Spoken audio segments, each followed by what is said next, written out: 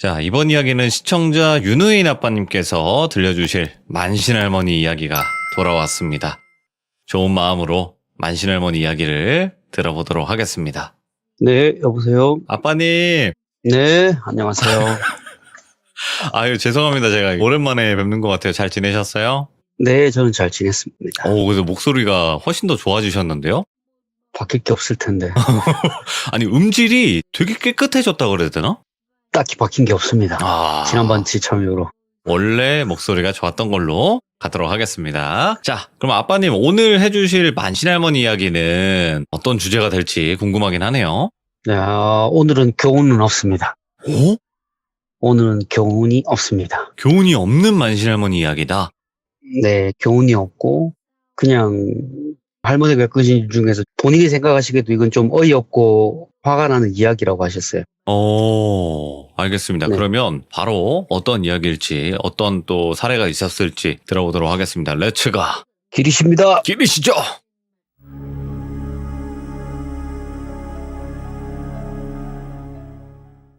언제나 제 질문으로 시작을 합니다, 또. 한 번은 제가 그게 궁금했어요. 네. 사람이 악한 걸까, 귀신이 악한 걸까? 되게 단편적인 질문이었는데, 할머니, 사람이 악랄한 거예요? 귀신이 악랄한 거예요? 물어봤어요, 제가. 단순한 질문이었는데, 할머니는 제가 생각에는 어느 하나를 콕 집어서 얘기하실 것 같았거든요. 네. 사람이면 사람이다, 귀신이면 귀신이다, 이렇게 생각하실 줄 알았는데, 그게 아니더라고요. 할머니는 다른 답을 내주시더라고요. 누가 더 악하다?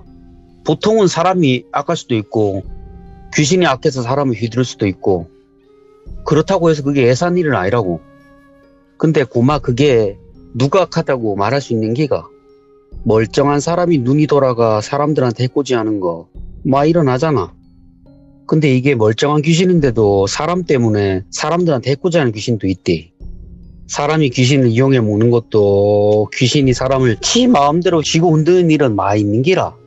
둘 중 누가 악하다고 보는 게 뭐가 의미가 있노? 따지고 보면 둘 다 악한 기지. 근데 진짜 악한 거는 사람이나 귀신이나 최악 중에 최악이 만나면 그게 진짜 무서운 기라. 그걸 할머니 대답을 제가 다시 질문을 드렸어요. 최악하고 최악이 만난다는 뜻이 뭐예요, 할머니? 그러니까 할머니가 생각해봐래. 그저 악한 귀신이 인간을 쥐고 흔드는 거나 사람이 악해서 귀신을 쥐고 흔드는 거나 할 수 있는 일이 많이 있을 것 같나? 별로 없다. 직간놈들이 쥐고 흔들 수 있는 사람이나 귀신한테 해코지하는 기지. 귀신도 그렇고 사람도 그렇고 쉽게 설명하면 이런 기라. 나 같은 무당은 신의 힘을 빌어서 사람을 도와주며 살아가는 기고, 그놈들은 귀신의 힘을 빌어가지고 사람들을 괴롭히는 기라.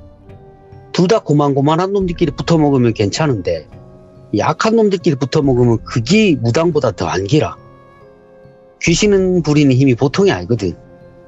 양밥 치는 놈들이 그게 신이 그리 양밥 치는 줄 아나? 아니다. 어떤 신이 그리 함부로 사람한테 해코지하는 거 알려주노? 아닌기라. 신이라고 불러주니까 신이라 생각하는 기지. 그게 신이 아닌기라. 인간한테 해코지하려고 마음먹는 순간 그거는 이미 신이 아닌기라. 악기지. 물론 살다 보면 인간 같지도 않은 인간들 참 많이 본대. 그런 거 보면 저주를 퍼부고 싶을 때도 있는기라. 마음으로는 수백 번 죽였지. 근데 그렇게 못하는 기라. 사람을 도와줘야 되는데 사람을 해하는 걸 왜 알려주노? 진짜 꼭 벌을 받아야 될 사람이라 양밥을 친다 해도 신도 하늘도 한두 번이지. 그게 계속되면 그게 하늘에서 눈 감아줄 것 같나? 아이디. 그렇다고 해도 그런 일을 많이 하면 꼭 자기한테 돌아오는 기라. 그게 제자가 벌을 안 받는다고 그게 아닌 기라. 제자가 모시는 신이 제자 대신 벌을 받을 수도 있는 기라. 그러다 보면 신이 떠나는 기라. 그 신이 떠나면 왜 하겠노? 왜 되는 줄 아나? 그때부터는 살아도 산 목숨이 아닌 기라. 나쁜 짓을 많이 해가 새로 오실 신도 없고 결국은 온갖 잡기한테 시달리다가 죽으면 다행이고 결국에는 악기가 그 자리 차지하고 앉아가지고 신 대접 받으면서 허주짓 하는 기라. 그때부터. 와. 잡기 부리면서 허주짓 하고 양밥 치고 계속 치다가 그래 비명 행사하는 기라. 내도 살면서 얼마나 죽이고 싶은 인간 같지 않은 인간들이 많은 줄 아나? 악기보다 더 악독한 놈들도 많이 봤대. 근데 그런 인간을 하늘이 왜 그냥 가만히 두는지 이해도 안 가고. 근데 왜 하겠노? 그게 내가 할 일이 아닌기라. 그래 생각하면서 살았디. 그러면 내가 겪은 최악과 최악이 만난 이야기 해줬구만. 그게 아마 한 80년대쯤 초일기라. 그때만 해도 제사 지내는 게 많이 사라졌을 때이거든. 옛날에는 김산이라 했고 지금 말로 하면 김천일인기라. 거기서 겪은 일인데 내사 보훈에 일이 있어가 일 마무리하고 김산에 계시는 큰 어르신한테 인사드리러 안 갔나. 그 선생님 댁에 도착해가지고 인사나 드리고 바로 갈 생각이었는데 그날 뭔 일이 있을라 그랬나 갑자기 비가 억수같이 쏟아붓는 기라. 그거 어떡하겠노. 갈 데도 없고 아마 그 집에 하룻밤 지기로 했지. 그 어르신도 큰 어르신도 찾아오는 사람도 없고 해가지고 반갑게 맞아주시더라고. 그래가지고 이제 사는 얘기 이런저런 얘기 하다 보니까 저녁 때가 다 안 됐나. 그래서 밥을 먹으려고 이제 밥상을 차리고 있는데 그 어르신 댁에 손님이 찾아온 기라. 평소에도 어르신하고 인연이 있었는지 어르신이 아주 반갑게 집으로 들이시더라고. 내사 처음 보는 양반이랑 이제 인사를 하고 그 저녁상 겸 이제 술상 봐가지고 얘기하고 있는데 그 양반이 자기는 학생을 가르치는 선생이라 하대. 그런데 그런 줄 알았지. 근데 이 양반이 무슨 생각이 있는지 말을 안 하더라고. 그 와 아있나 대학생 가르치는 선생 그기라 하대. 그 연배는 내보다 좀 어리고. 그래서 제가 이제 그 대학생 가르친다 그러면 교수가 뭐네요. 교수. 그러니까 모르겠다. 뭐 내 그게 교수라 하는지 뭐 하여간 이제 그 어르신 집에서 이렇게 3명에서 저녁 삼아서 술상을 봐놓고 이야기를 했지. 그런데 그 선생이라 하는 양반이 어르신한테 심각한 얼굴로 이야기를 하는 게야. 저 어머니요. 내사 이번에 자료 조사차 어디를 갔다 왔는데 아무리 생각해도 이게 심상치가 않아 얘. 그래서 이렇게 늦은 저녁에 찾아왔습니다. 그 어르신이 그렇게 말씀하시더라고. 뭔 일인데 이래 심각하노? 이야기해보 그래. 어르신이 이제 운을 띄니까 그 교수라는 양반이 이야기를 하더라고. 이번에 이제 자기가 자료조사 때문에 영양, 봉화, 울진 이쪽으로 가시게 됐대요. 그쪽으로 가게 됐는데 본인이 조사하러 간 한 지역이 마음에 걸렸대요. 자기 마음에. 그래서 찾아왔는데 이야기를 들어보니까 그 어머니요. 그 근방에 있는 전바치가 요 몇 년 사이에 다 죽었습니다. 아무래도 제가 하는 일이 자료조사라고는 해도 어머니 같은 분들한테 뭐 지역 이야기, 뭐 전설 같은 거 수집하는 게 일인데 지도 크면서 보고 자란 게 있는데 이제 할머니가 이제 얘기해 주시더라고요. 그 양반이 어머니가 무당이셨는데 그 큰 어르신하고 자매셨대요. 그래서 어린 나이에 어머니가 돌아가셔가지고 그 큰 어르신은 어머니로 모시고 가셨는데 그 선생님이 계속 이 얘기를 하시는데 그 지역에 전바치가 많이 있었는데 겨우 5년 만에 이제 다 죽었다는 거예요. 많이 돌아가셨다는 거예요. 그리고 그 어르신이 아니 사람이 살고 죽는 게 어디 하루 이틀이가 하면서 이제 어르신이 투명하게 대답을 하셨는데 그 선생이라는 분이 아니 어머니 그게 아닌게라 얘. 연배가 되시는 분들이 돌아가셨으면 제가 이상하다 안 하지. 그게 아닙니다. 오히려 연배가 되신 분들은 괜찮고 희한하게 10년 근방의 전바치 분들이 죽는 게 이상하다 이깁니다. 이제 한 30 많이 먹어봐야 한 40대는 전바치가 자꾸 죽습니다. 그 양반들이 구슬쉽게 할 수 있는 것도 아니고 분명 푸닥거리나 아니면 점사 봐주는 게 대부분일 긴데 5년 새 갑자기 죽을 이유가 없다 아닙니까? 제가 이렇게 급하게 왔겠습니까? 제가 그 지방에 머물러 있는 동안에 하도 이상하고 찾아왔다 아닙니까? 꿈에 돌아가신 어머니가 계속 보이는 기라에 뭐 할 말은 있어 보이는데 말을 못 하시는 게 이상하긴 했어도 와 그런지 몰랐는데 좀 알아보니까 신내림 받고 얼마 안 가 죽은 사람이 천지 삐까린 거예요. 원래 그쪽 지역에 신내림이 좀 힘들다 아닙니까? 그런데 희한하게 요 몇 년 사이에 신내림 받았다는 사람이 줄줄이 생겼다 해가지고 제가 조사를 나간 기라에. 그런데 상당수의 사람들이 신내림 받고 얼마 안 돼가 정신이 나가거나 아니면 죽은 숫자가 많은 기라에. 그래서 제가 조용히 수소문을 해봤습니다. 그러니까 어느 지역 마을에 아주 신내림을 잘해주는 사람이 있다 그래가 그렇게 용하다 그래서 제가 한번 찾아가 봤습니다. 굿당이라고 차려놓고 있는데 찬차히 둘러봤는데 뭔가 이상한 기라에. 뭐가 이상한지는 저도 모르겠는데 빨리 나가고 싶은 마음이 드는 게라. 예.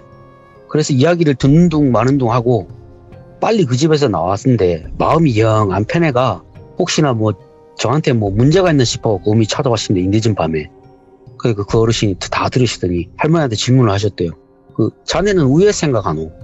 할머니가 그냥 마음에 떠오르는 생각을 그냥 뱉으셨대요. 희한하네. 예. 원래 그쪽 지역이 신내림이 그리 쉬운 게 알긴데 신내림을 잘해준다고 해. 들어보면 허주무당 하나가 사람들한테 잡기 내려주는 거 알겠습니까? 그러니까 어르신이 그래 자네 생각도 그렇지? 내가 생각해도 그렇대. 원래 그쪽 지방이 신내림이 쉬운 데가 아니거든. 워낙 3세도 험하고 옛날부터 큰 어른이 계시는 곳이라 많은 사람들이 찾아와가 신내림을 원한다고 다 받을 수 있는 데가 아닌기라. 진짜 받아야 될 사람들은 힘들게 받는 곳인데 막 신내림을 받는다 하면 호주밖에 더 안 있겠노. 내사 이제 힘들어가 그런 일은 엄두도 못 내고 자네가 좀 도와주면 안 되겠나 이렇게 얘기하시더라고요. 할머니가 예 어르신 알겠습니다. 제가 도와드리겠습니다 하고는 이제 그 선생님한테 이야기를 더 들어보시고 며칠간 이제 그 어르신 댁에 머물면서 그 교수라는 분이 시간이 날 때까지 기다리셨대요. 그래서 주말쯤에 이제 시간이 나가지고 이제 그분이 할머니를 모셔와가지고 그분 차를 타고 가시면서 이제 이런저런 얘기를 들으셨대요. 원래 거가 길이 험하기로는 우리나라에서도 몇 군데 없는 곳이래요. 원래. 그래가지고 길이 엄청 험해가지고 이렇게 막 힘들게 이제 가시는데 이제 시간도 많으니까 보고조사를 하신 거지. 근데 들어보니까 이 양반도 평범한 양반은 아니야. 할머니가 들어보니까. 그러니까 미리 알고 피한 거지 싶으셨대요. 내가 원래 일을 하러 갈 때는 내가 원래 그 지역 신들한테 인사를 먼저 드린다. 평소에 알고 계시던 어르신들한테 가서 어떻게 이번 일 잘 도와주십시오 이렇게 인사드리러 가는 게 내가 하는 일인데 인사를 드리러 갈락했지. 근데 이상한 기라. 분명히 큰 신들은 계시는데 마을 수호신 분들이 몇 분이 안 계시는 기라. 분명히 1년 전에는 계셨는데 그 해에 갔을 때는 안 계시는 기라. 근데 그게 흔한 일이었대 그때는. 왜냐하면 그때만 해도 이제 제사가 많이 없어지고 있던 신들도 많이 없어지는 추세여가지고 사람들이 나무도 막 베고 이런 시절이라서 예산일로 생각하셨대요. 많이 떠나셨나 보다 그렇게 생각했대. 그래 그 선생이라 하는 양반한테 내가 물어봤지. 보소 선생님요. 이 마을에 제사 지내는 양반 왜 됐는겨? 이거 물어보셨대요. 몇 군데 물어보니까 마지막으로 제사 지내신 분들이 이제 다 돌아가시고 이제는 뭐 동제 같은 거 안 드린다고. 그 이야기도 알고 그랬나? 그리고 이제 그 선생님이 말한 마을 근처로 오셨는데 사람들이 많이 모여 사는 마을은 아니고 한 20가구 사는 마을이었는데 할머니는 차에 내리시자마자 이게 보통 마을이 아니라는 걸 딱 아셨대요. 마을 입구에서 딱 내리자마자 봤는데 대낮인데도 뭐 이상한 기운이 느껴지더래요. 모습은 하나도 안 보이는데 기운만 느껴지는데 할머니 생각에 예산일이 아니다 싶으셨대요. 그래서 내가 바로 그 옆에 있는 교수한테 얘기 안 했나? 선생님요. 진짜 나오기를 잘했습니다. 안 그랬으면 뭔 일이 생겨도 이거 생겼을 기라 해. 내 보니까 이거 이상한 기운이 막 느껴지는 게 이거는 잡기가 아니라요. 고마 선생님 여기 계시소. 내 혼자 올라갔다 오겠습니다 하고 할머니가 혼자 마을로 올라가셨대요. 그래서 이제 땡땡 굿당으로 적힌 화살표 보고 거기 가서 사람을 찾으니까 웬 젊은 여자가 오더래요. 한 20대 중반. 그래서 이제 아가씨를 보니까 마을에서 나는 이상한 기운이 그 아가씨한테 붙어 있더래요. 모습은 안 보이고. 그래서 할머니가 모른 척하고 물어봤대요. 아가씨 혹시 여기 선생님 계십니까? 이렇게 물어보니까 선생님 집에 없대요. 그래서 할머니가 그럼 내가 좀 기다려 보겠습니다 하고 이렇게 집에 들어가 보셨는데 할머니 표현 그대로 말씀드릴게요. 그 흔히 듣던 표현이에요. 아이고야 6.25 때 난리도 아닌기라 들어가 보니까 이렇게 말씀하시더라고요. 거실에 나무로 깎은 조각들이 엄청 많이 있더래요. 근데 그게 다 보통 목조각이 아니었던 거예요. 할머니가 보니까. 내사 목조각을 잘 볼 줄은 몰라도 그게 전부 다 형태도 이상하고 깎은 모양도 이상하고 안에 담겨있는 기운 자체가 엄청 악하더래요. 악한 기운이 막 뿜어져 나오더래요. 그래서 할머니가 막 만지다 말고 그냥 손을 떼셨대요. 그래서 이제 아가씨가 이제 차를 가지고 오셨는데 마실 생각도 안 하시고 이제 할머니가 물어보셨대요. 야, 아가씨요, 이 목조각 솜씨가 평범하지가 않은데 이건 누가 이렇게 깎으셨냐 이렇게 물어보니까 자기 친아버지라는 분이 시간 날 때마다 틈틈이 목조각을 깎는데요. 할머니가 그러면 내가 목조각 좀 구경 좀 해도 되겠냐 그러니까 그렇게 하시라고 잔잔히 둘러보니까 목조각마다 선반 같은 게 있었대요. 수석 같은 거에 전시해놓는 선반 있잖아요. 그 선반 같은 데다가 목조각을 뭐 어떤 거는 주먹만한 것도 있고 어떤 거는 뭐 사람 머리만한 것도 있는데 목조각을 이렇게 빼곡히 전시를 해놨더래요. 그 전시를 하는데 이거 가까이 가서 보니까 그 안에 다 악기가 다 심어져 있는 거예요. 그냥 귀신도 아니고 악기가 심겨져 있더래요. 그 할머니가 야 이거를 왜 모았지 싶으셨던 거예요. 처음에는. 이거를 와 모으노 사람이. 야 용한테 이 많은 걸 어떻게 모았겠노 이렇게 막 생각을 하시려고 모른 척하고 그 아가씨한테 말했대요. 아이고 내가 다른 게 아니라 우리 딸이 신병 때문에 지금 신내림해 줄 분을 찾는데 이 선생님이 용화다케가 내가 물어물어 찾아왔다. 이렇게 하니까 갑자기 그 선반에 있는 목조각에서 엄청 역한 냄새가 나더래요. 그래서 아가씨한테 이제 감겨있는 악기가 친절하게 웃으면서 아가씨 막 귀에다 막 속삭이더래요.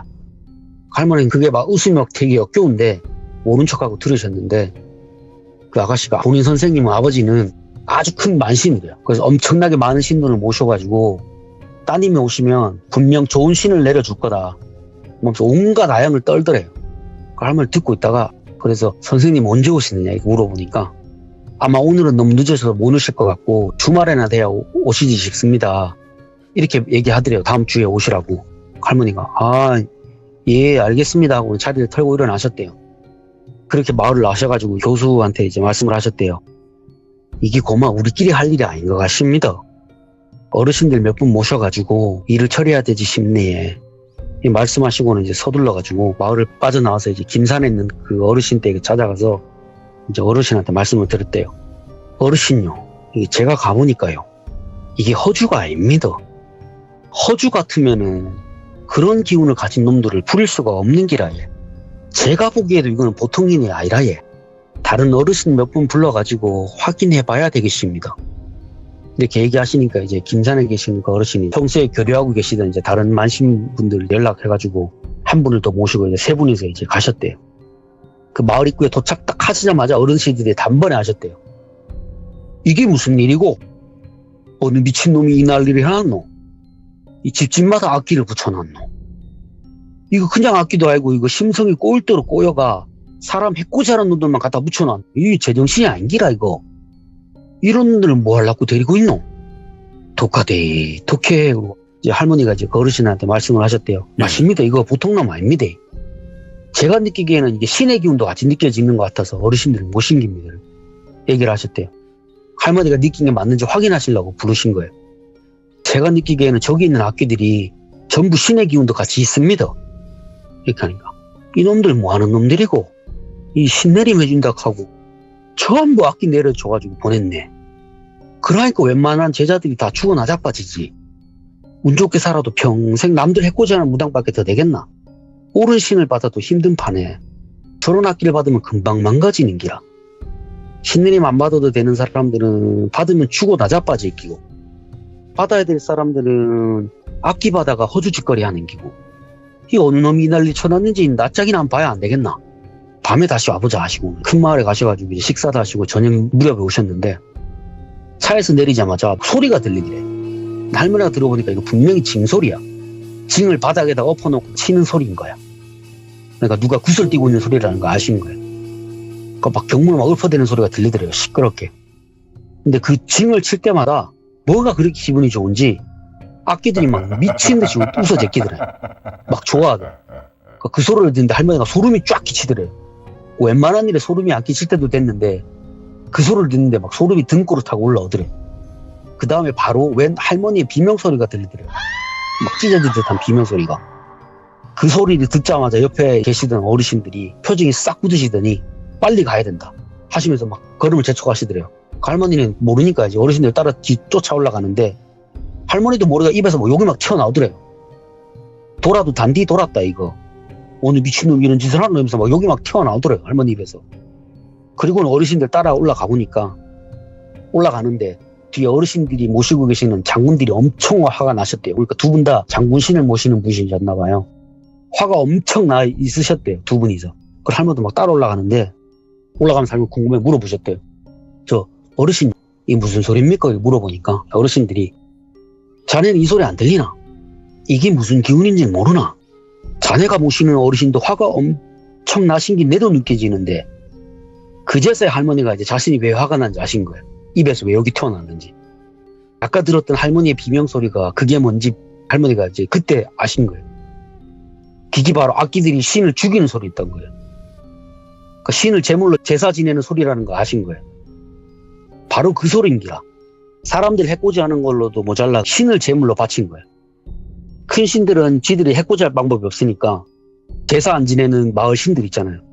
그런 신들을 제사를 지내는 거예요. 악기들한테 제물로 던져주는 거예요. 그래서 힘을 키운 거예요. 그러니까 할머니가 악기한테도 신의 기운이 같이 느껴지셨던 거예요.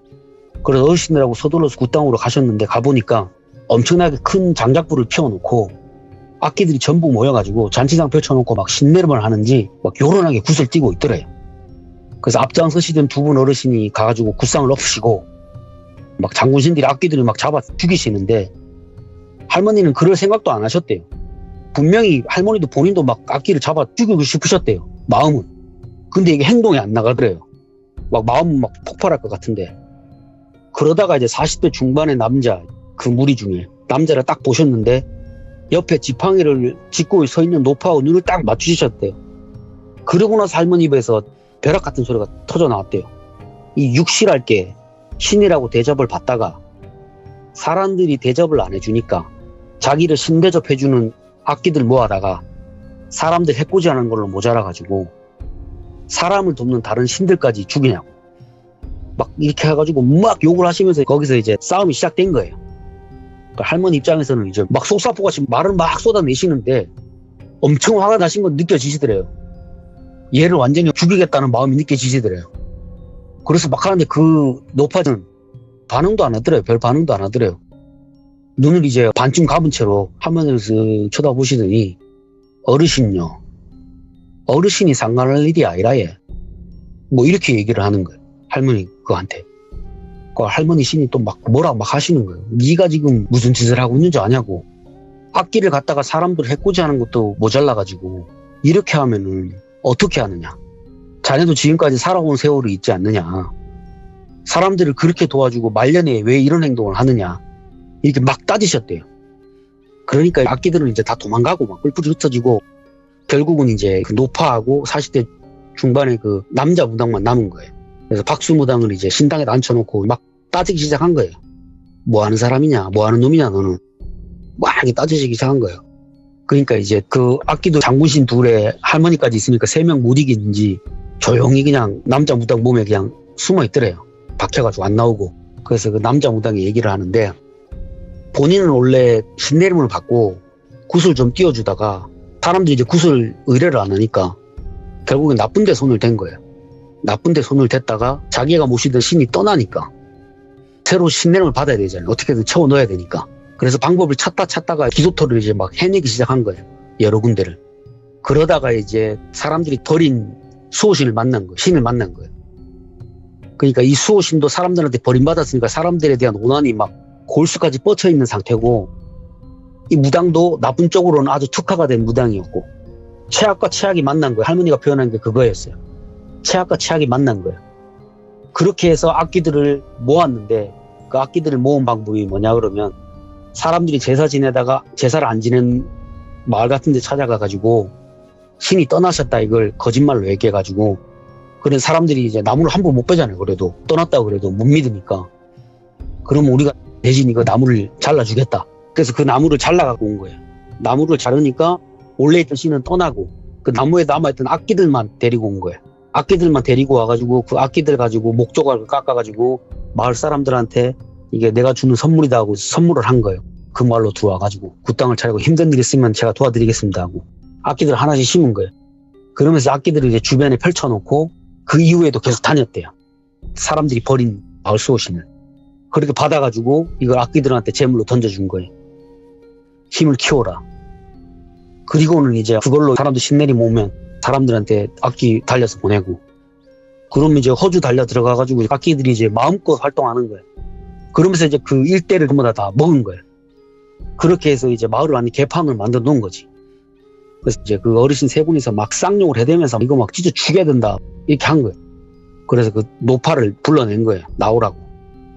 알아보니까 그 노파라는 분이 작은 신도 아니야. 그 일대 조금 더 떨어진 지역에서 꽤 유명한 신이었대요. 그런데 사람들이 자기를 버리고 알아주질 않으니까 악한 마음을 품고 사람들이 해코지하기 시작한 거예요. 자기가 이제 그동안 모아왔던 악기들 있잖아요. 사람들이 제사 지내면서 막 잡기 같은 거 이렇게 묶어놓고 가고 그런 거를 하나둘씩 풀어놨대요.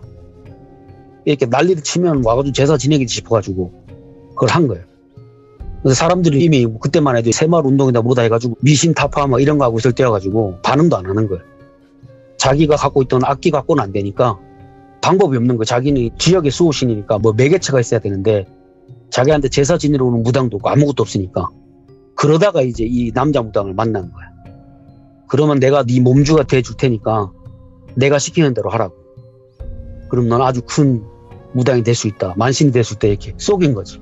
그래가지고 그 남자 무당하고 그 경북 일대 산간 지역 일대 말고도 바닷가 쪽 삼척, 울진 이쪽으로 동해 이쪽까지 가가지고 사람들이 제사 안 지내는 나무를 다 갖다 긁어 모은 거야.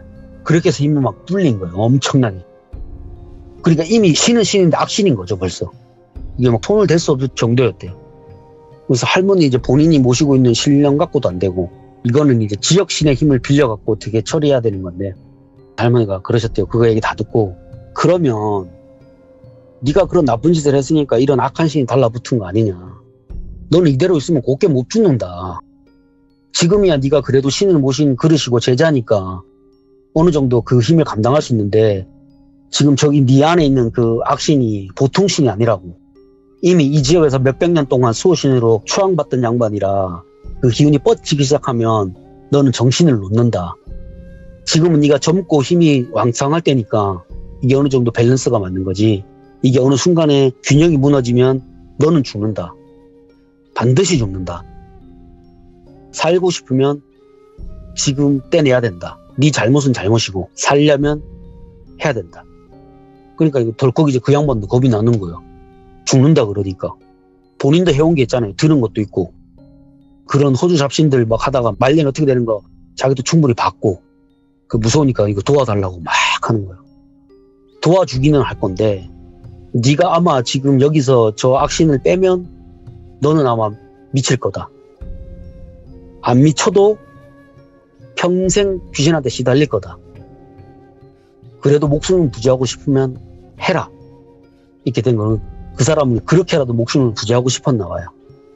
그러면 그렇게라도 하겠습니다 해가지고 그 큰어르신 두 분하고 그쪽 지역에 있는 만신분들한테 얘기하셔가지고 할머니까지 포함해서 5분이서 1월산으로 가셨대요. 그 1월산을 가면 황씨 부인당이라고 하는 데가 있대요. 네. 할머니가 네. 말씀하시는데 그 황씨 부인이라고 하는 분이 그 지역 일대에서는 가장 큰 신이래요. 거기다가 이제 이걸 처리해달라고 부탁을 하신 거예요. 그래서 그 악기를 힘들게 빼내셨대요. 거기서. 빼내셨는데 이 악기를 처리를 할 수는 없대요. 그러니까 소멸 같은 게 안 된대요. 그거는. 지역신이고 이미 오랫동안 사람의 힘을 축적해 갔던 거라서 함부로 이렇게 처리할 수 있는 그 단계가 아니래요. 그래서 결국은 그 악기를 어느 깊은 동굴에다가 항아리에 담아가지고 봉하셨다 그러더라고요. 못 나오게. 그리고는 일을 마무리하셨는데 할머니가 그걸 하면서 사람이 악하다고 해도 정도가 있는 건데 이게 너무 심한 거예요. 그 악신을 뽑은 그 남자 무당은 그래도 운 좋게 정신은 살았대요. 정신은 살았는데 뭘 해줄 수가 없었대요. 할머니가. 영안을 닫거나 뭐 다른 잡기가 못 붙게 이렇게 처리를 못 해주셨대요. 방법이 없었대요. 이미 그만한 큰 신이 들어가 있었던 자리여가지고 그만한 큰 신이 채우지 않으면은 이 사람은 제정신으로 못 산다는 거예요. 그래서 그냥 결국은 우리가 해줄 거는 없다. 네가 해외에 나가서 도망을 가서 살든 아니면 스스로 뭐 네가 스스로 해가지고 어떻게 하든 이건 본인이 알아서 할 문제고 어쨌거나 지금 당장에 죽지는 않을 거다. 혹시 모른다. 지금이라도 정신 차리고 진심으로 빌고 그러면 누군가 도와줄 사람이 나타나가지고 도와줄 수도 있다. 그러니까 희망은 놓지 말고 열심히 살아라. 어떻게 해서든지 살아라. 사람 목숨 그렇게 쉽게 끊어지는 거 아니다. 이렇게 막 타이르고 어르고 해가지고 돌려는 보내셨대요. 그리고는 악신은 그냥 거기다가 던져주시고 그래서 제가 할머니한테 할머니 말년에 뭐 그런 거 처리하신다고 하셨는데 그건 처리가 안 되는 거예요. 그러니까 할머니가 그건 처리가 안 된대요. 그 신 같은 경우에는 처리할 수 있는 인간이 처리할 수 있는 힘의 범주를 넘었대요. 그러니까 인간이 모시고 있는 신이 해결할 수 있는 문제가 아니래요. 진짜 신들이 와서 직접 처리해야 되는 문제여서 할머니 본인도 방법이 없어서 그냥 어르신이 알려준 대로 동굴에다가 봉인하고 끝내셨다고 했었어요. 와. 이야기 밑에 끝이 납니다. 그래도 봉인은 할 수 있어가지고 정말 또 다행인 것 같네. 와. 그 지역에 있는 막 여러 신의 힘을 빌어가지고 그 악기를 봉하신 거예요. 그리고는 거기다 던져두고 그 근처로는 안 가셨답니다. 와. 진짜 그 신은 이제 풀려나면 큰일 난대요. 지역 일대 하나를 그냥 없애는 건 일도 아니래요. 이제 그 정도로 힘이 셌대요. 예. 할머니도 그거 처리하면서 사람이 약하다, 귀신이 약하다 얘기는 많이 들었는데 최악 중에 최악과 만나면 그렇게 된다는 걸 아셨대요. 그 할머니는 뭐 살면서 막 사람이 악랄한 경우도 엄청 많이 보셨대요. 근데 대부분의 경우에는 어느 정도 수준까지만 악랄하대요. 근데 요즘 보면은 할머니도 아이고야 세상이 많이 변하기는 변했나 보다. 사람이 저렇게 악할 수가 있나 하시더라고요. 그러니까 할머니 시대 때보다 더 악랄한 일이 많이 있었던 거예요. 지금 이 시대가. 근데 그게 전부 다 뭐 보통 사람들은 악마가 씌었네 막 이렇게 생각할 수도 있잖아요. 근데 그게 안 되래요. 할머니가 뉴스 같은 거 보면 멀쩡한데 할머니는 보이시잖아요. 저 사람이 귀신한테 감겨갖고 저런 짓을 했는지 아니면 맨정신에 저걸 했는지. 근데 할머니가 보기에는 맨정신인 거예요. 그러니까 순수 악이네 사람이. 네, 사람 자체가 악한 거예요. 그 사람 자체가 악한 놈들이 귀신을 만나면 얼마나 악해질 수 있는지 할머니는 아시니까 할머니는 그래도 그런 거 보면서 다행이다 싶으셨대요. 그 할머니 입장에서는 그냥 뭐 사람 해하고 이런 거는 그렇게 악하다고 생각하시지 않는 거예요. 네. 워낙 오래 사셨으니까. 사람 목숨이야 뭐 어떻게 해서든 죽을 수도 있고 뭐 살 수도 있는 거니까. 그런데 저런 놈들한테 악기가 달라붙어갖고 사람을 해코지 한다고 그러면 할머니는 그것만 생각해도 막 끔찍하대요. 예. 그런 거 생각하면. 그래서 할머니가 여행 가면 쓸데없는 짓 하지 말라고 그러는 거라고. 진짜 우리나라에는 어떻게 할 방법이 없어갖고 그냥 일시방편들 해놓은 게 엄청 많대요. 오, 그럴 수 있지. 사람들이 몰라서 그러는 거지. 예. 깊은 산중으로 가면 갈수록 그런 경우가 있대요. 그러니까 사람들이 잘 안 가는 곳에다가 봉인해놓은 게 있대요. 그 중에서는 막 몇천 년 된 악기도 있대요. 중국에서 넘어온 몇천 년 된 악기도 한국 땅에 봉인돼 있대요. 할머니도 그냥 이때 어른신들한테 그런 얘기를 들었다 뿐이지 정확하게 어디 있는지는 모른대 할머니도 본인도. 그래서 할머니가 여행 갈 때 진짜 조심해야 된다고. 특히나 사람들이 기도드리는 곳에는 가는 거 아니라고. 가가지고 쓸데없는 행동을 하면 거기 있는 신이 화가 나가지고 자기가 묶어놓고 있던 악기를 그냥 붙여서 보내는 경우도 있대요. 큰일 나봐라고 확 붙여주는 경우도 있대요. 그러면 이제 그 사람 모르고 갔다가 이제 여행 갔다 오는 길에 막 사고 나고 막 그런 경우가 있다는 거야. 이 신들이라고 다 착한 건 아니래요. 다 착한 건 아니고 진짜 걔 중에는 할머니도 어쩔 수 없이 상대는 해야 되지만 상대하고 싶지 않은 어르신들도 있대요. 그러니까 인간의 기준대로 생각할 수가 없대요. 그게. 인간이 생각하기엔 되게 악해 보이는데 신들 세계에서는 또 그게 아니래요. 그렇기 때문에 자기 지역에서 막 이런 막 쓸데없는 짓을 하면 그냥 장난 악몽 꾸고 뭐 이 정도로 해주는 그 신들도 있는 반면에 아예 그냥 악기를 그냥 심어가고 보낸대요. 너 한번 큰일 나봐라 탁 하고 보낸대요. 그래도 예전에는 그 어르신들 중에는 그런 사람 보이면 해주시는 분들이 계셨대요. 할머니도 그랬지만. 근데 지금은 그런 사람들이 없잖아. 내 윗대 어르신들 다 돌아가시고 나도 뭐 하기는 하지만 나 혼자서는 그게 안 되지. 그냥 내 눈앞에 있는 사람밖에 못 도와주는데 그게 진짜 무서운 기라. 여행 갈 때는 또 조심해야 된대. 얘기해 주시고는 이야기를 끝내셨어요. 야, 아빠님의 만신할머니 이야기를 들었는데 이게 왜 이럴 수도 있겠구나라는 생각이 드냐면 아니 그냥 깊은 산속에 갔는데 거기 무슨 뭐 끈 하나가 이렇게 있길래 뭐야 하면서 그걸 끈을 이렇게 끊었어요. 그러다가 갑자기 악기 봉인 해제되고 이럴 수도 있다는 거 아니에요. 네. 뭐 돌 묻은 발로 찼는데 거기서 막 또 봉인 해제되고. 네, 그렇죠. 그 만화에서 나오는 게 괜히 나오는 게 아니야. 만화에서도 봉인 푸는 거 갑자기 누구의 실수로 인해서 봉인 풀어가지고 난리 나잖아요. 그런 경우가 있을 수도 있어요. 꼭 그런 건 아니래요. 막 그게 함부로 이렇게 했다고 뭐 그러는 건 아니래요. 그런 분들이 계시대요. 손대는 걸 막 싫어하시는 분들이 있대요. 모든 신들이 그런 건 아닌데 가끔 가다가 성격이 막 괴팍한 분들은 그걸 못 참는데요. 자기 땅에서 내가 다스리고 있는 이 땅에 와가지고 이상한 짓을 하는 놈들 눈 뜨고 못 보는 사람들이 있대요. 그런 분들한테 걸리면 골치 아프다는 거예요. 그냥 얌전하게 여행 다녀와야 되겠네요. 얌전하게 조용히 그냥 쓸데없는 손대지 말고 조용히 재밌게 놀다 오시면 됩니다. 맞아요. 괜히 맞아요. 막 이거 신기한데? 이러다가 큰일 날 수가 있다는 거야. 맞습니다. 이게 조심해야 될 부분이 맞는 것 같아요. 괜히 가갖고 객기 부린다고 또 이상한 행동 그렇게 안 하는 게 제일 낫죠. 믿거나 그렇습니다. 말거나 괜히 그러면 안 된다고 저도 생각을 합니다. 예. 오늘 윤혜인 아빠님 극과 극이 만나면 얼마나 무서울 수 있는지에 관련된 이야기였어요. 정말 악한 사람 그리고 정말 악한 귀신이 만났을 때 정말 얼마나 무서워지는지 이야기 잘 들었습니다. 감사합니다. 네. 네, 들어가세요. 네. 이번 이야기가 분명히 뭐 배울 점이 없다고는 하셨지만 저는 생각을 많이 또 하게 되네요. 이게 사람이 원래 악했던 걸까요? 귀신이 원래 악한 걸까요? 이 질문 자체가 사람이 악하다라는 거는 저는 어느 정도 너무나 인정을 하기 때문에 사람이 정말 자기 생각만 하고 나쁜 존재일 수 있다는 게 솔직히 우리들도 어느 정도 인정하는 부분이 많잖아요. 근데 원래 귀신이 안 붙어도 정말 악한 사람이 있는데 그 악한 사람에게 정말 악한 귀신이 같이 플러스가 됐을 때는 정말 무서워질 수 있다라는 걸 오늘 또 이야기를 들려주신 것 같습니다. 시청해주신 모든 분들 감사드립니다. 고맙습니다. 이번 이야기는 시청자 대감 왕족발님께서 이야기를 들려주실 겁니다. 오늘 대감 왕족발님께서는 어떤 이야기를 들려주실지 바로 한번 들어보도록 하겠습니다. 네, 여보세요? 안녕하세요. 오늘 대감 왕족발님께서 이렇게 시대무에 방문을 해주신 이유가 있겠죠? 저는 돌아가신 할머니하고 저희 집안 이야기 때문에 한번 이야기를 들려드리면 좋을 것 같아서 한번 시청하게 됐어요. 알겠습니다. 자, 그러면 긴장하지 마시고 편하게 저랑 대화해 주시면 될 것 같아요. 바로 갈게요. 렛츠 가! 기일이십니다. 렛츠 겟!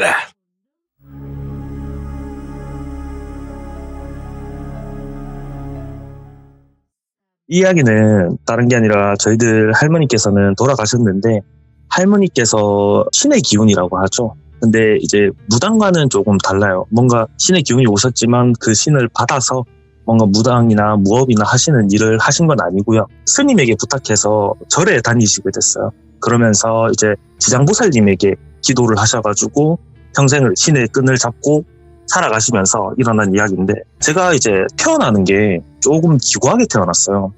임신을 하셨고 어머니께서 제가 나올 때쯤에서는 이제 나와야 되는 날짜를 지나서 그 이유는 할머니께서 조금만 더 참았다가 언제 몇 날 며칠 날 꼭 나아야 한다.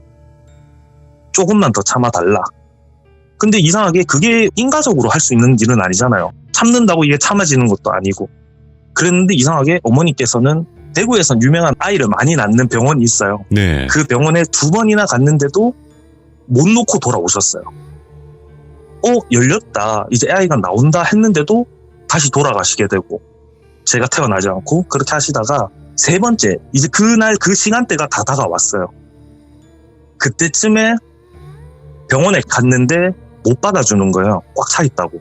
그래서 다른 병원을 가게 됐고 어떤 병원에 제가 가게 돼서 거기서 낳게 됐는데 그 시간대에 정확하게 낳게 되는 거예요. 할머님이 말씀하신 그 시간대. 근데 저희 아버지는 3형제 중에 둘째 분이세요. 그러면 저는 장손이 될 수가 없는 사람이에요. 근데 할머니께서 말씀하시기로는 이 아이가 우리 집 장손이다 라고 말씀을 하셨어요. 저희는 그때는 몰랐어요. 아무도 왜 내가 장손이고 왜 그렇게 되는 건지 몰랐는데 큰아버지께서는 지금까지도 결혼을 안 하셨습니다. 저희는 그 의미를 모르고 있었어요. 왜냐하면 그때 만나는 분도 계셨고 결혼을 할 것 같이 다 몇 번이나 했기 때문에 저희는 제가 장손이 될까라는 생각을 가족들은 안 하고 할머니만 그렇게 말씀을 하시고 제가 태어났습니다. 태어나고서는 할머니께서 친척들과의 아이들과의 겸상도 안 시켜줬어요. 제가 식사를 하고 그 다음 다른 사람이 식사를 할 수 있도록. 뭔가 좀 이상하다 싶으면서 커왔는데 저희 할머니께서는 밤마다 귀신이랑 대화를 하셨어요. 그래서 이제 설날이나 이럴 때 가면은 저희 어머님이랑 제 동생은 같이 자기를 무서워했어요. 근데 정말 신기한 거는 저는 커가면서 귀신이나 아니면 무당이나 무업이나 절, 그 다음에 뭐 다른 종교를 믿어본 적이 없어요. 살면서. 근데 정말 이상하게 할머니가 돌아가시고 난 뒤부터 그 다른 일들을 겪게 됐는데 할머니께서 돌아가시기 전에 이렇게 말씀을 하셨어요. 제 이름이 욱이라는 그냥 이름으로 할게요. 욱아, 내가 죽게 되면은 한 해에 한 번씩 걸러가면서 네가 힘들었다 좋았다를 반복할 것이다. 괜찮겠냐. 그때는 아무 의미도 모르고 그런 신의 이야기인지도 모르고 괜찮다. 할머니 걱정하지 마시라. 제가 잘 챙기고 할머니 제사도 잘 챙기고 다 하겠다. 그렇게 하면서 돌아가셨는데 할머니는 돌아가시기 10분 전에 저희한테 전화를 했어요. 병원에 이야기를 하셔가지고. 그러고는 저희는 이제 밑에 기다리고 있다가 대기실에 기다리고 있다가 10분 만에 이제 올라가게 됐죠. 올라가는데 할머니께서는 손을 이렇게 내미셨어요. 이게 무슨 의미지 했는데 계속 뭐를 내놓으라는 식으로 계속 이렇게 이야기를 하시는 거예요. 손을 딱 내밀었는데 이게 노잣돈이구나. 이제 가신다는 의미구나. 이제 알았는 거예요. 그래서 돈을 이제 탁 쥐어드렸어요. 그러니까 딱 돌아가시더라고요. 근데 할머니께서 남겨져 있는 메모에는 언제 며칠 날 몇 시에 갈 거다. 그러니 준비를 해달라 큰아버지한테 미리 이야기를 해주셨던 거예요. 그 할머님이 살아계실 때 제가 이제 이 이야기를 시작하는데 요거는 제가 대학교를 딱 가면서 20살 때 있었던 이야기예요. 할머니는 저희 가족들의 번호를 일일이 다 알지는 못하지만 제 번호, 그 다음에 가족들 집에 있는 번호, 집 번호죠. 옛날에는 집 전화번호만 몇 개가 적혀 있었는데 제가 하루는 이제 배달 아르바이트를 하고 있었는데 제가 나갈 날은 아니었어요. 그날이. 그러나 친구의 대타로 제가 들어가게 된 거죠. 저는 그때 당시에는 어린 마음에 헬멧을 쓰지는 않았어요. 근데 그날은 그 친구가 나가기로 한 날이잖아요. 그래서 그 친구의 오토바이로 출근을 하게 되었고 그렇게 해서 이제 출발을 딱 하고 막 달리고 있는데 큰 내거리가 딱 나왔을 때쯤 노란불이 딱 바뀌었고 저는 달리려고 했어요.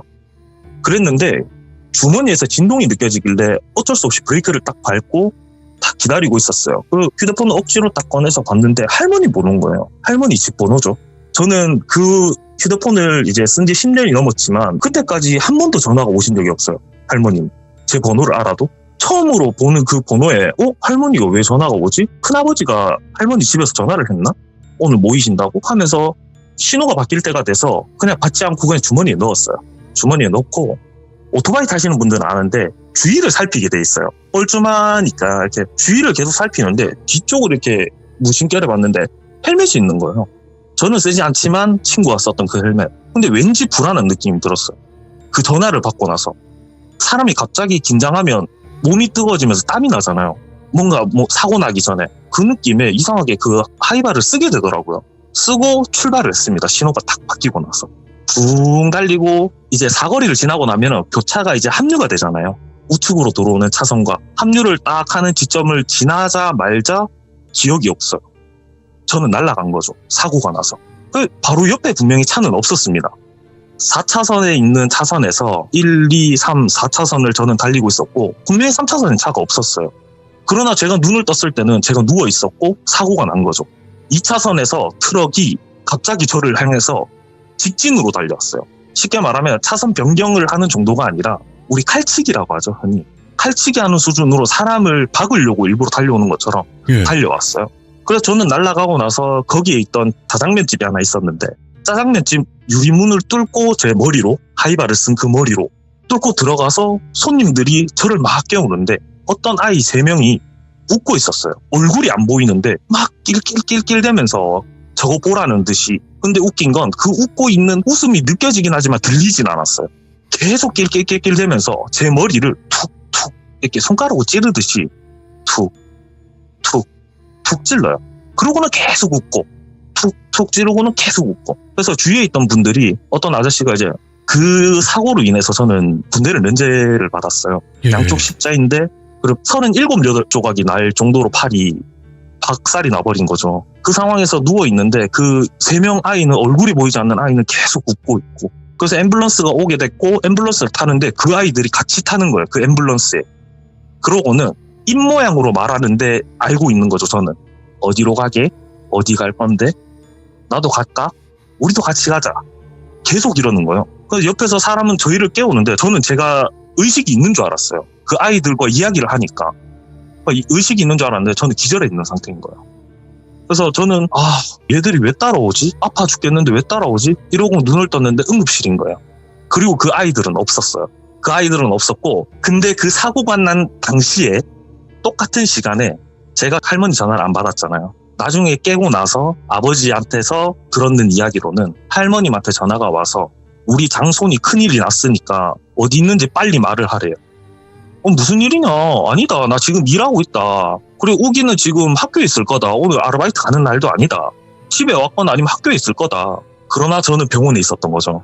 그걸 알 수 있었던 사람은 할머니밖에 없었던 거야. 근데 그걸 들어보니까 할머님 모시는 신을 이제 받아주신 분이 지장보살님이래요. 우리가 아는 그 부처님이라고 하는 그 지장보살님.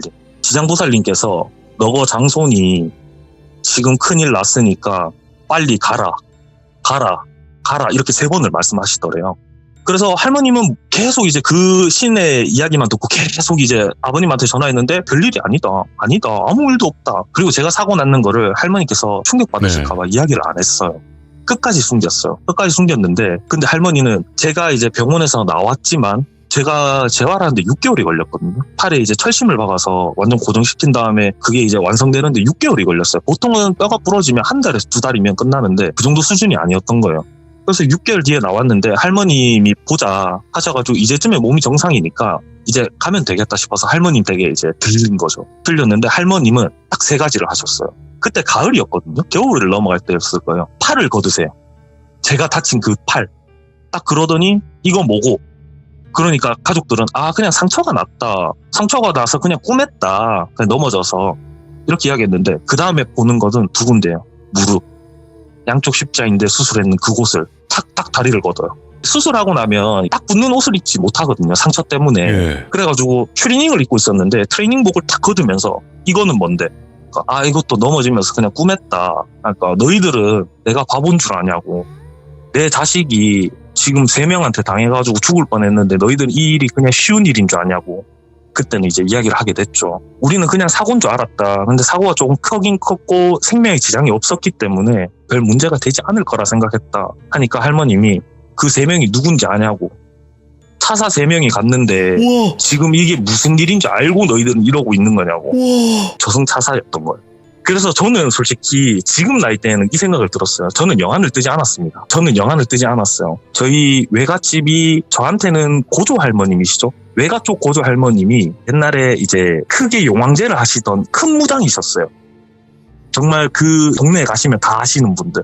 그분 안다 하는 정도고 저희 할머님이 이제 또 신을 받으셨고 그런 분인데 그 저승차사 이야기를 이제 시작을 하는 거예요. 차사 3명이 왔는데 지장보살님께서 돌려보내셨다. 그러나 그 사람들이 할 일이 있기 때문에 이 일은 신도 원래 하질 못한대요. 원래 생명부에 적혀있는 이 사람이 생명이 끝났다 하면 데리고 가는 게 저승의 일이고 신에 관장하는 일이고 그렇다고 해서 그 신이 더 높은 신이라고 해서 막을 수 있는 건 아니래요. 근데 그 일로 인해서 할머님이 저를 살리기 위해서 어떤 이야기를 하셨다 하더라고요. 그 이야기가 제일 처음에 말씀하셨던 1년은 힘들고 1년은 괜찮아지고 1년은 힘들고 1년은 괜찮아질 거다. 이 이야기를 하신 거예요. 쉽게 말하면 딜이었던 거죠.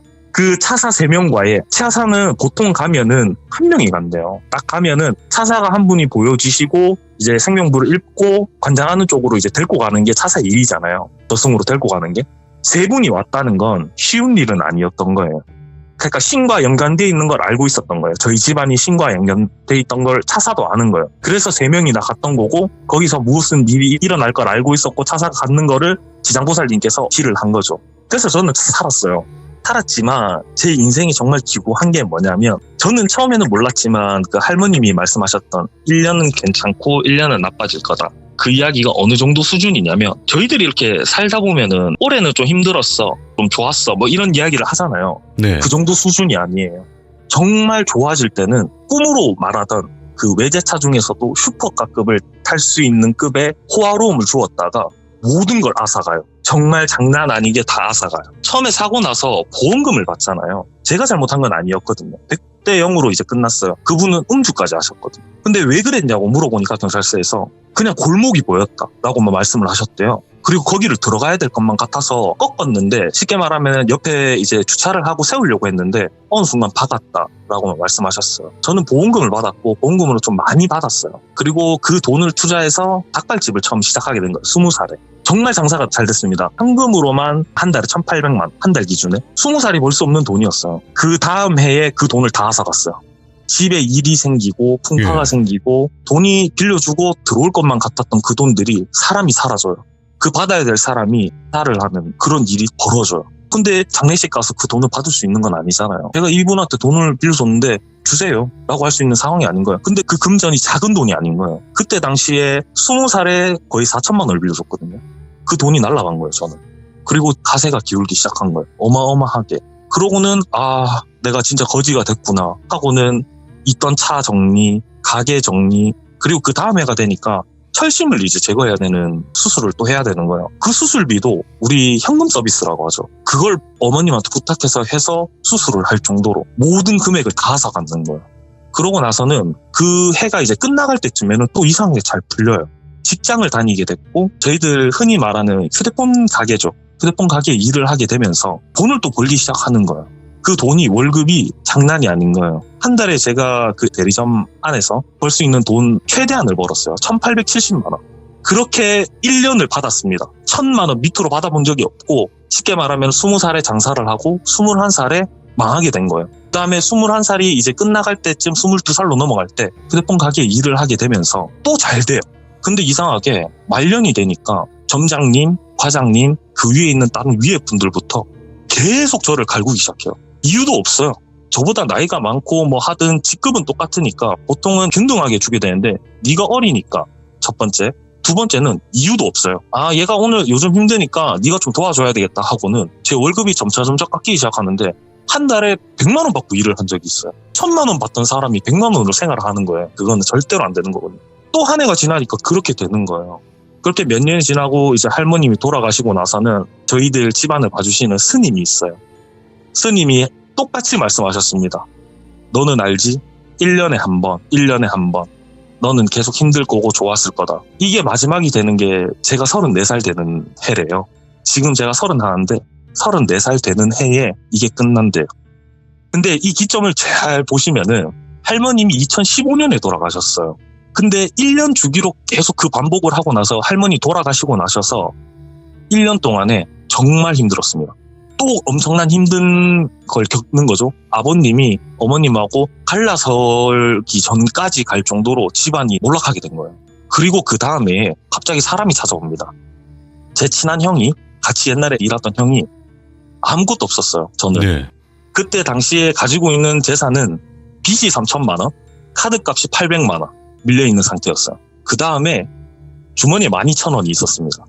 전화가 와서는 우가 오늘 밥 한 끼 하자. 너 나와. 내 가게로 와. 나 가게 차렸으니까 가게로 와. 왔습니다. 저는 택시비로 6,000원을 썼어요. 그때 당시에 갈 때. 그럼 올 때도 6,000원 쓰게 되는 거죠. 그럼 12,000원의 전 재산이 다 털리는 거예요. 근데 그 전화 오기 전날에 꿈을 꿉니다. 모든 세상에 물이 꽉 차 있어요. 아파트도 그대로 있고 모든 게 다 그대로 있는데 거기에 깨끗한 물이 꽉 차 있어요. 거기에서 제 친구하고 제가 막 헤엄을 쳐요. 돌아다니면서. 우리 산책하듯이 막 이렇게 수영장에서 애기들이 이렇게 바닥을 짚어가면서 이렇게 하듯이 막 수영을 하고 있는데 바닥을 이렇게 무심결해 봤어요. 그 깨끗한 물에 여자 시체들이 토막난 것들이 막 깔려 있는 거예요. 근데 처음에는 무서워해야 되는데 무섭지 않았어요. 그 시체들 얼굴도 보게 되고 다리도 보게 되고 팔도 보게 되고 그러면서 그 꿈을 정확하게 기억하는 게 제가 느끼기의 시간으로는 1시간 정도를 계속 그렇게 꿈에서 수영을 했던 것 같아요. 그러고 나서 꿈을 깨고 그 형의 전화가 왔고 솔직히 좀 걱정을 많이 했어요. 제가 이 12,000원이라는 돈을 다 쓰고 나면 담배값도 없고 아무것도 없고 저는 그냥 생거지가 되는 거니까. 근데 보고 싶었어요. 그 형이 너무. 보고 싶어서 택시를 잡게 됐고 그 형에게 갔는데 그 형에게 솔직하게 이야기를 하고 싶더라고요. 너무 상황이 힘들어졌고 이만큼 빚이 있고 난 이렇게 망했어 형. 근데 그 형이 듣더니 그래? 하면 내가 밥 사줄게. 밥 먹자 하고는 밥 먹고는 이때까지 뭐 살아왔던 이런저런 이야기를 하고 나서 집을 가게 됐어요. 그럼 저는 빈턴더리가 됐죠. 그런데 다음 날에 전화가 또 옵니다. 그 형한테서 우가 밥 먹자. 형 나 이제 나갈 돈도 없고 어제 돈 다 썼어. 괜찮아 와. 형이 택시비 내줄 테니까 와. 또 그 형의 가게를 가게 됩니다.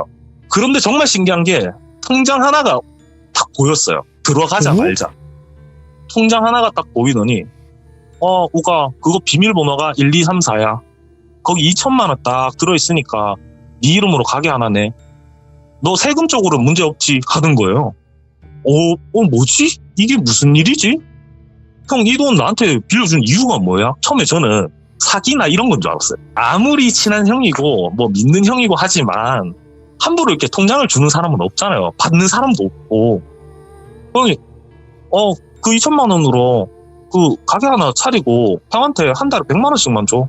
100만 원 이상은 네가 벌 것 같으니까 100만 원씩만 줘. 하고 가게를 차리게 된 거예요. 예. 휴대폰 가게를. 근데 그 전에도 제가 정말 휴대폰 가게를 차리고 싶었지만 집안이 너무 힘들다 보니까 그 꿈이 안 이루어졌어요. 돈은 돈대로 나가고 제가 투자하려고 할 때는 돈이 항상 없는 거예요. 그래서 그 돈을 가지고 휴대폰 가게를 차렸죠. 3개월 만에 2천만 원이라는 돈을 다 갚았어요. 근데 정말 신기한 게 뭐냐면 오픈을 하고 원래 한 일주일 동안에 전산적인 작업이나 그다음 제가 해야 될 작업들이 다 있는데 그 일이 3일 만에 끝나요. 무조건 일주일이 걸려야 되는데 일이 3일 만에 끝났다는 거예요. 다. 그래? 운이 좋네 나는 하고 시작했던 일이 3개월 동안 벌었는 돈이 7,800만 원이에요. 또 흥하게 된 거예요. 그리고 모든 빚을 정리하는데 걸리는 시간은 딱 6개월. 3개월은 그 형에게 2천만 원을 주고 나머지 3개월 동안에는 모든 빚을 다 정리했는 거예요. 그러나 그 다음에가 문제죠. 직원이 문제를 일으킵니다. 실수를 하게 돼요. 개통을 하게 되면 보통은 통신사의 기기 변경이나 통신사 이동이거나 아니면 신규로 하거나 하죠. 네. 어떤 사람이 찾아옵니다. 내가 휴대폰 사업을 하고 있는데 휴대폰을 몇 대가 필요해요. 덥석 좋다고 물어버린 거죠. 그런데 그 친구가 또 다음날에 친구를 데리고 와요. 이 친구도 사업하는데 4개를 해야 되겠대요. 또 1인당 그때 당시에는 4개가 최대였어요. 그렇게 친구들을 막 데리고 오고 저는 그렇게 되면서 정산금을 많이 받겠죠. 많이 팔았구나. 다시 성공하나 봐. 이제 끝났나 봐. 이 일이 끝났나 봐. 라고 생각을 했어요. 34살까지 안 가도 되겠구나. 내가 조심만 하면 되겠구나. 명의 도용이 터지기 시작해요. 와, 미쳤다. 이거 진짜 심각한 거예요. 진짜 심각합니다. 그 명의 도용으로 인해서 저는 또 빚을 지게 되고 가게를 팔아야 될 정도의 와. 수준에 갔는 거예요. 근데 그게 웃긴 게 예. 그 명의 도용이 내가 개통했어 탁 터지는 게 아니에요.